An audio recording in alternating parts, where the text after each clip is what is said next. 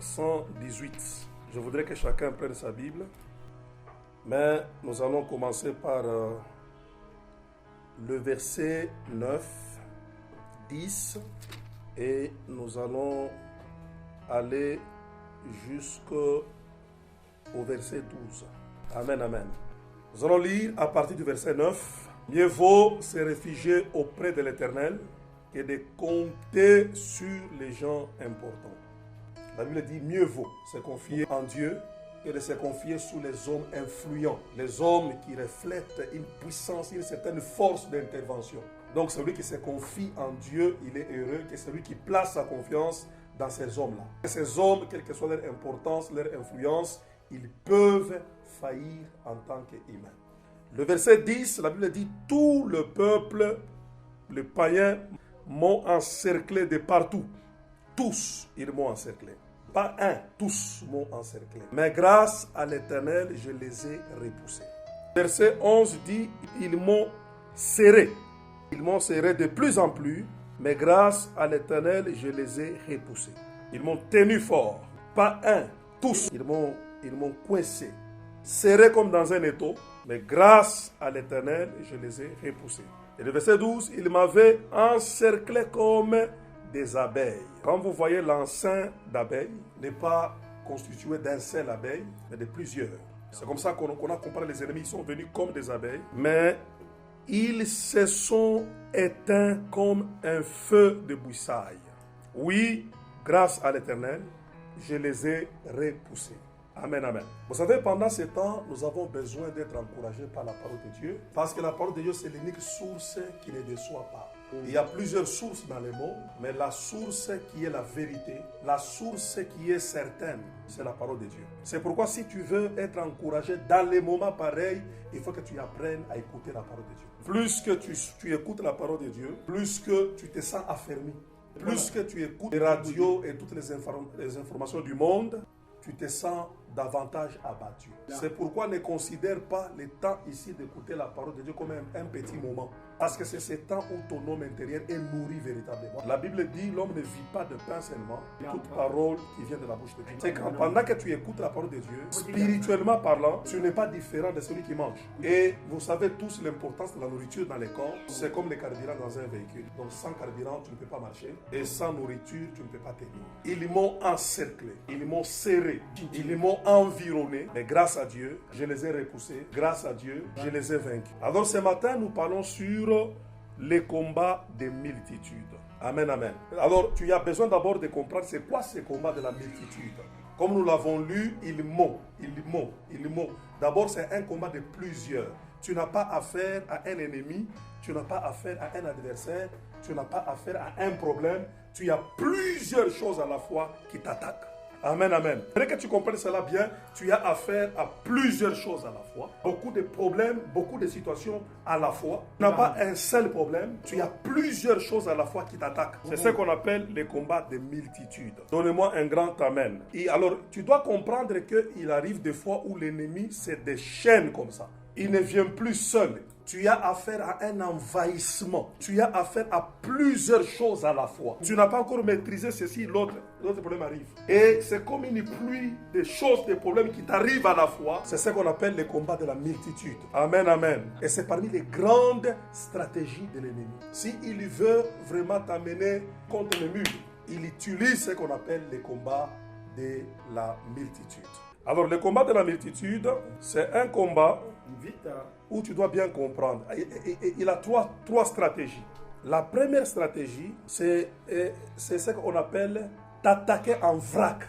C'est-à-dire que plusieurs choses, faire tomber plusieurs choses sur toi dans un petit temps.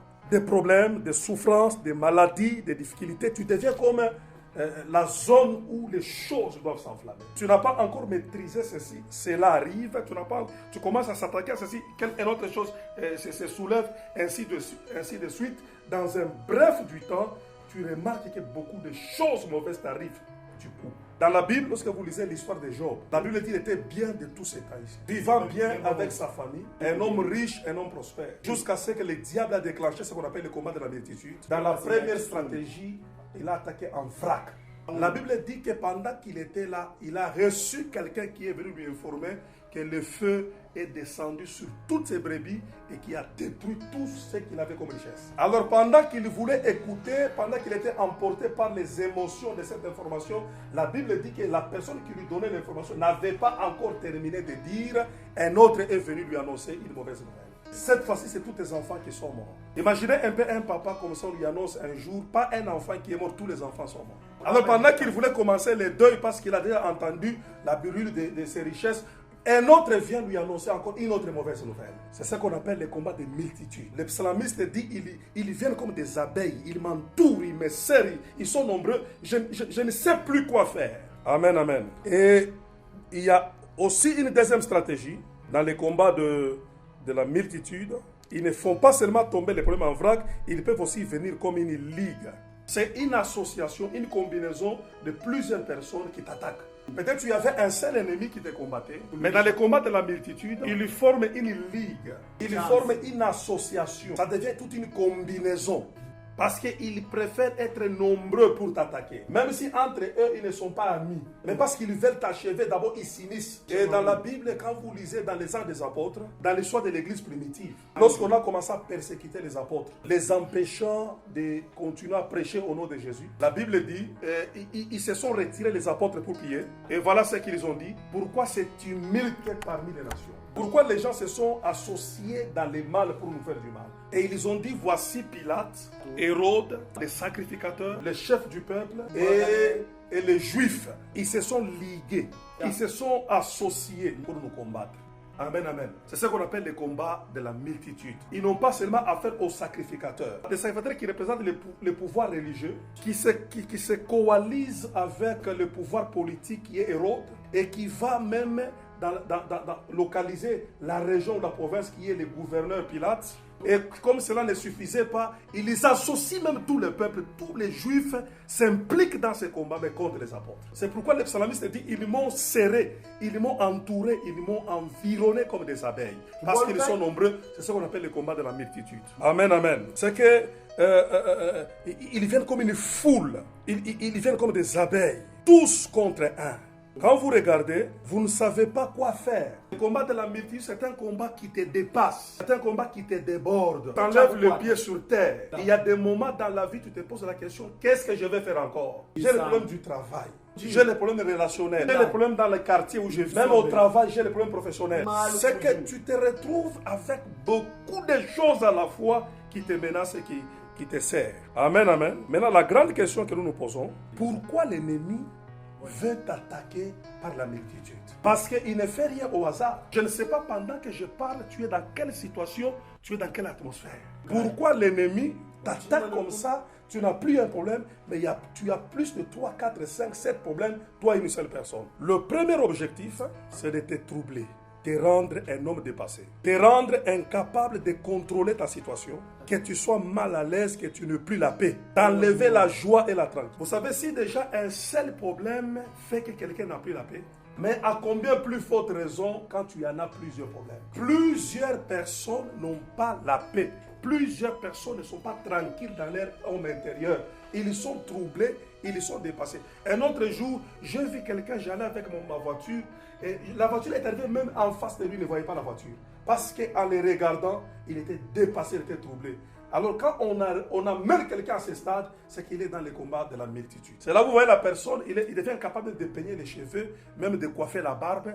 Il oublie qu'il a des beaux habits. Il apparaît être sale parce qu'il y a des choses qui se passent dans ta vie qu'il ne sait plus les maîtriser. Il n'a plus tous les deux pieds sur terre. Il devient en l'air. C'est ça le premier objectif de ce combat.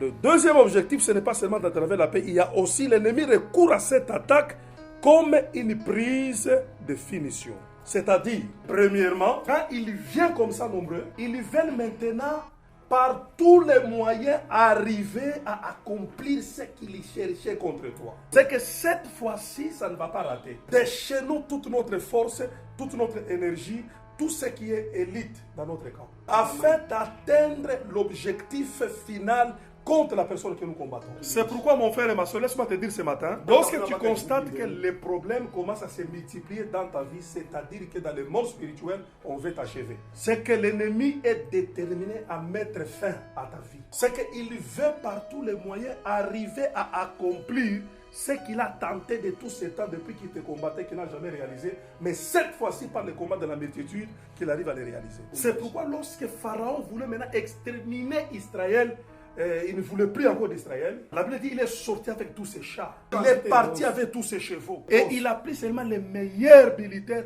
parce que cette fois-ci, il voulait les tuer dans le désert. Non pas seulement c'est un combat, mais c'est un danger permanent qui commence maintenant à guetter ta vie. Et non pas seulement il veut t'exterminer, c'est par ces combats que la personne se sent maintenant incapable de continuer à compter sur Dieu. Tu es dépassé, tu es troublé et tu sens que les choses ne font que se compliquer.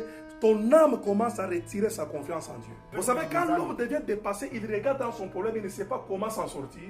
Il commence à croire que Dieu n'existe plus. Il ne voit pas encore l'importance de Dieu dans sa vie. Parce qu'il commence à réfléchir comme un incrédule. Il dit, mais si Dieu était là, pourquoi ces choses m'arrivent? Pourquoi il permet des choses pareilles? Quand les problèmes se sont multipliés dans la vie de Job, la femme de Job lui a dit que ça ne sert à rien de continuer à croire à Dieu, de prier Dieu. Tout ce qu'on peut faire, c'est de maudire Dieu et nous mourrons. Il y a des gens qui sont choristes, protocole, même serviteurs de Dieu. Mais à cause des problèmes qu'ils ont, ils ne croient plus en Dieu. Ils ne comptent plus sur Dieu. Tellement qu'ils sont dépassés. Même si vous le dites, prier, ils ne prient plus. Parce qu'ils ne voient pas pourquoi ils prient. Et continuent à être attaqués de la sorte. Et c'est là où les faibles pensent à se pendre, pense à se suicider, que je m'empoisonne, que je m'en vais. Vous voyez quelqu'un lui-même, il se tue lui-même. C'est parce que dans son esprit, il voit que ce qu'il traverse comme difficulté, il ne peut pas s'en sortir. Je ne sais pas ce que tu vis pendant ce temps. Je ne sais pas ce que tu traverses pendant ce temps. Ton ennemi recourt à ça parce qu'il veut t'achever, il veut te troubler, te pousser à abandonner Dieu pour que tu penses que Dieu t'a abandonné et Dieu n'existe pas. Donc c'est un moment difficile, un moment très compliqué. Amen, amen.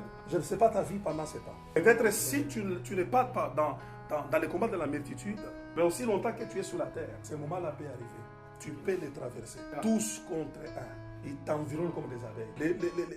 Dans un mois, tu as plus même de 30 problèmes. Et tu commences à te poser la question, qu'est-ce qui se passe? Qu'est-ce que j'ai fait pour mériter tout ça? Je vais te conseiller pendant ce temps-là, il ne faut pas dépendre. Voilà pourquoi je me te dire que faire pour arriver à vaincre des moments difficiles, des moments les plus compliqués. Amen, amen. Bien-aimé dans le Seigneur, quand tu traverses les moments difficiles, les moments compliqués, les choses ne marchent pas normalement dans ta vie. Pendant que tu luttes pour maîtriser une seule chose, une deuxième chose te trouble encore davantage. Voilà la première chose qu'il faut faire. La première chose, il faut toujours savoir garder le calme. Tu dois toujours savoir garder le silence. Parce que dans un problème, dans un combat, plus que tu te troubles, plus que le combat va te vaincre. La Bible dit, c'est dans la paix et dans la tranquillité que viendra votre salut. Vous savez, quand tu deviens très agité, tu n'agis pas dans l'agitation. Tu dois apprendre à te tranquilliser, apprendre à garder le sang-froid, comme on appelle le sang-froid, la paix. Vous savez, il y a des gens qu'on agite facilement par les problèmes, par les ennemis, au point où ils ne savent plus quoi faire, ils perdent le contrôle et ils perdent la guerre. Lorsque vous voyez un homme calme, malgré les moments difficiles, c'est un homme qui a l'assurance qu'il va s'en sortir. Mais lorsque dans un problème, tu commences à te troubler, tu commences à être dépassé, tu commences à sentir des colères que tu ne sais pas maîtriser. Même ton langage n'est plus un langage d'un homme normal. Sache que c'est une preuve que tu ne t'en sortiras pas. La Bible dit que c'est dans la paix et dans la tranquillité que viendra votre salut. Comprenez pourquoi Dieu dit à Israël, quand les Égyptiens s'approchent dans le désert pour les exterminer, il dit gardez silence et restez en place. Parce que les Égyptiens que vous voyez là, vous ne les verrez plus jamais. Mais avant qu'ils disparaissent, soyez calme. Restez en place. Maîtrise-toi. Dis à ton voisin, il faut que tu apprennes à te calmer dans tes problèmes. Il ne faut pas toujours te troubler. Amen, amen. Maintenant, laisse-moi te dire en tant que chrétien, tu ne peux pas garder le calme dans le cœur si dans ces cœurs-là, tu ne crois pas en Dieu. La puissance qui maîtrise les cœurs et l'homme intérieur, c'est la foi en Dieu. Quand on parle de la foi en Dieu, on sous-entend la confiance que tu places en l'Éternel. Le psalmiste dans Psaume 118, il dit, grâce à Dieu, heureux celui qui se confie en l'Éternel. Ils m'ont environné comme des abeilles, mais parce que je me suis confié en Dieu, je les ai repoussés. Bon. Laisse-moi parler un peu de la confiance en Dieu. Je ne veux pas qu'elle reste comme verbale. Parce qu'il y a des gens qui disent, on se confie en Dieu. Moi, je passe ma confiance en Dieu. Non, non. Vous savez, se confier en Dieu signifie tout simplement la personne sur qui tu t'appuies. La personne dans les mains de qui tu as déposé ta vie. La personne qui est comme ton béquille. Beaucoup de gens ne voient pas Dieu leur béquille. Ne voient pas Dieu leur appui. Ils ne voient pas même leur vie entre les mains de Dieu. Ils pensent que leur vie est entre les mains de l'argent. Il y a des gens, quand il a perdu l'argent, quand il a perdu le travail, ils pensent qu'il a perdu la vie. Non. Non. Il y a même des gens qui pensent que leur vie, c'est les habits. Leur vie, ce sont les amis. Ou leur vie, c'est le travail. Non, on peut te licencier du travail. Le travail était un moyen pour vivre, mais ta vie n'est pas le travail. Vous savez, Dieu est allé plus loin. Dieu a dit même si ton cœur te condamne, mais la condamnation de ton cœur ne dépasse pas la grandeur du créateur du cœur. Tu ne peux pas t'appuyer sur les choses qui ne peuvent pas te soutenir tout le temps. C'est pourquoi Jésus à la croix, quand il était serré par beaucoup de choses, il a dit, Père, je remets mon esprit entre toi. Se confier en Dieu signifie apprendre à se remettre entre les mains de Dieu. Certaines choses, tu dois apprendre à les retourner entre les mains de Dieu. C'est Dieu seul qui peut te soutenir, même dans les moments les plus compliqués, les plus difficiles. C'est pourquoi la Bible dit ceci. Un homme a cultivé et il a eu un grand récolte. Et il a rempli ses greniers. Et il voulait placer la confiance dans l'abondance de son dépôt. Écoute ce qu'il dit. Il commence à rassurer son âme. Il dit, mon âme maintenant, fini, tu es protégé. Toi, c'est fini, tu es prospère. Parce que ton appui maintenant, ton béquille, c'est l'abondance. Tu ne seras pas dans la faim. Tu n'auras pas de problème. Bien-aimé dans le Seigneur, chaque fois quand tu vas déplacer ta confiance là où tu dois déplacer, laisse-moi te dire la vérité, tu seras toujours confondu. La voix de la sagesse dit à cet homme, aujourd'hui même, ton âme te sera demandée. Qui la demande? C'est lui qui l'a créée. Et on verra maintenant quand le vrai appui prend ce qui est à lui, comment cette âme-là va manger dans l'abondance, là où tu voulais espérer. Vous savez, beaucoup de femmes, des sœurs, pensent que le mariage, c'est un appui. Non, le mariage, c'est la volonté de Dieu. Mais le mariage, ce n'est pas un appui d'assurance d'une bonne vie sur la terre, non. Vous trouvez une sœur qui dit, en tout cas, je suis malheureuse parce que je ne suis pas mariée. Triste à jamais, ne peut pas adorer, ne peut pas faire la volonté de Dieu parce que jusqu'à ce qu'on va les marier. Mais qui t'a dit que le mariage, c'est une assurance? Qui t'a dit que le mariage, c'est un paradis? Est-ce que toutes ces femmes qui sont dans le mariage sont heureuses? Et qu'est-ce qui te rassure que quand toi tu es dans le mariage, c'est là que tu sois heureuse? Bien aimé, ce qui est important, ce n'est pas ce que nous avons, ce n'est pas ce que nous faisons, mais ce que Dieu fait avec nous dans ce que nous possédons. Parce qu'il y a des femmes, si elles n'étaient pas mariées, elles pouvaient être heureuses dans le célibat quand elle est dans. Parce qu'il n'y a pas d'assurance. Ça dépend du type de l'homme que tu vas recevoir. Donc tu vas recevoir un mari catcheur qui va te taper tous les jours du 1er au 30 et tu vas te souvenir des temps de ton célibat. Si tu crois que c'est le salaire qui est ton appui, combien de gens sont heureux avec le salaire? Combien de gens prospèrent par le salaire? Est-ce que tous les gens qui vivent sur la terre ont le salaire? Est-ce que tous les gens qui vivent sur la terre ont un travail? Je dis toujours que les salaires, surtout dans nos entreprises congolaises ici, ne sont pas différentes de la communion de l'église catholique. Parce que communion de M. quand vous allez devant les prêtres les dimanches comme aujourd'hui, et il dit le corps de Christ, mouille à Christ. Quelqu'un ouvre la bouche pour recevoir, ça n'est-ce pas?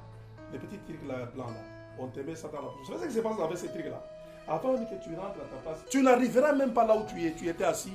Ça se dissout. C'est ça les salaires aujourd'hui. Il y a des gens, une fois qu'il a touché les salaires, plein de gens, des créanciers, des dettes qui viennent de réclamer déjà au service. Amen, amen. Aujourd'hui, les gens sont malheureux à cause de leur salaire. Pose la question à ton voisin. En qui tu te confies? C'est très important. Vous savez, ton appui dans la vie détermine la qualité de ta vie sur la terre. Et le diable, lorsqu'il veut t'attaquer, il veut d'abord localiser ton appui. C'est ce qu'il va attaquer. C'est pourquoi la Bible déclare: heureux l'homme qui place sa confiance en l'Éternel. Il ne sera ni confus ni honteux. La honte, c'est quoi? C'est vivre une situation indésirable. Des choses qui ne t'honorent pas. Mais si tu places ta confiance en Dieu, et c'est ça la maturité chrétienne, arriver à un niveau où tu te dis, moi je vis sur la terre à cause de Dieu. Paul dit, pour moi, vivre, c'est Christ. Je ne sais pas, toi, vivre, c'est quoi? Comment tu définis ta vie? Est-ce que tu places ta vie dans tout ton conteneur? Est-ce que tu passes ta vie dans tout ton cerveau? Est-ce que tu penses que c'est ton diplôme vraiment qui va déterminer toute ta vie sur la terre? Ou tes relations? Il faut que tu apprennes à se confier en Dieu. Tu dois savoir garder le calme, mais tu ne peux pas garder le calme si dans ton cœur, il n'y a pas la foi en Dieu. Dans la multitude de combats, là, c'est la confiance en Dieu qui te donne l'assurance. Dieu La Bible dit, dit, ils viendront comme un fleuve, Pas mais mal. au nom de l'Éternel, ils vont se disperser par sept chemins.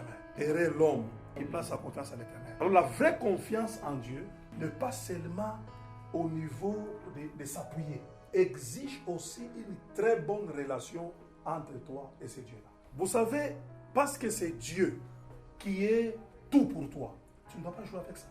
Regarde comment les gens ne jouent pas avec leur travail. Quand vous travaillez, regarde comment vous vous levez le matin, même s'il y a la pluie, vous allez au travail. Pourquoi? Parce que vous dites que je ne peux pas jouer avec le travail. Ce n'est ni la pluie qui peut m'arrêter. Je pars au travail parce que du travail que j'aurai le salaire pour faire nourrir les enfants. Mais quand tu sais qu'une chose est importante pour ta vie, tu ne joues plus avec la chose. Par exemple, l'eau. Même si quelqu'un est énervé, je n'ai jamais vu quelqu'un fâché, il dit qu'à partir d'aujourd'hui, je ne boirai plus de l'eau. Parce qu'il sait que l'eau est la vie. Mais Dieu est plus que l'eau. Mais vous trouvez les gens en train de jouer avec Dieu. Amen, amen. Bien-aimés dans le Seigneur. Combien de gens ont compris l'importance de Dieu dans leur vie? Regardez l'importance que nous avons donnée à autre chose. À l'argent, aux habits, au travail. La Bible dit, tu aimeras Dieu de tout ton cœur. C'est le plus grand commandement. Dieu, on ne peut pas le comparer avec autre chose. Il faut le mettre en priorité. Lui d'abord. Comme les politiciens disent le peuple d'abord, nous à l'église nous disons que Dieu d'abord. La Bible dit cherchez premièrement le royaume de Dieu. Qui peut savoir que c'est le jour de Dieu aujourd'hui, il abandonne Dieu, il va d'abord vendre au marché. Mais tu peux aller t'asseoir là-bas, que personne ne t'achète. Donne-moi un grand amen. Quand on dit prier, prier, prier, sans cesse. Tu ne peux pas prier beaucoup dans ta vie parce que c'est prier. Non, non, tu pries beaucoup dans ta vie quand tu comprends qui est Dieu pour toi. C'est ça qui t'amène chez Dieu dans la prière. Ce n'est pas parce qu'on dit prier, parce que là tu vas commencer à chercher des phrases. Hein, des phrases, et tu cherches à devenir un poète. Et pour expliquer, Seigneur, et tu comprends, écoute, oh Dieu Tout-Puissant, l'agneau de Dieu. Tu pries des choses que tu ne comprends pas. Mais quand tu découvres qui est Dieu dans ta vie, tu découvres son importance, que moi je ne peux pas m'habiller sans Dieu.